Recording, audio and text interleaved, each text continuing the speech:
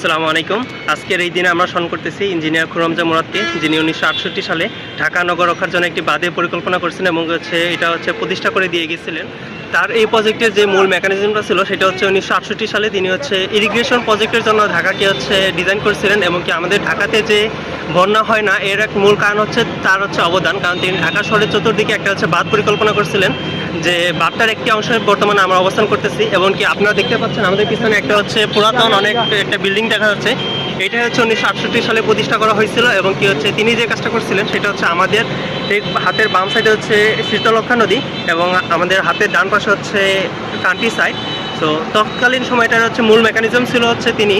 ওইখানকার শীতলক্ষা নদী থেকে পানিগুলো নিয়ে পাম্পের মাধ্যমে এইখানকার যে ইরিগেশন প্রজেক্টগুলো ছিল, অর্থাৎ আমাদের এখানকার যে চাষাবাদগুলো হতো সেখানে পানি পৌঁছানো হতো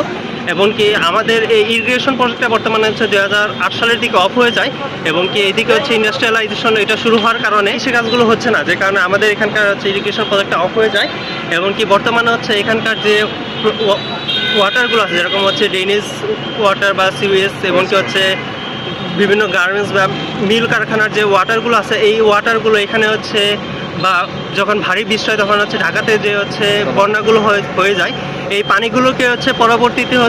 বর্তমানে পাম্পের মাধ্যমে এগুলোকে নদীতে ফেলা হচ্ছে। আমরা যদি কনক্লুশনে আসি তাহলে আমরা এইভাবে বলতে পারি যে ইঞ্জিনিয়ার খুররমজান মুরাদ যে কাজটা করে গেছিলেন এই কাজটা বর্তমানে রিভার্স ইঞ্জিনিয়ারিং হচ্ছে।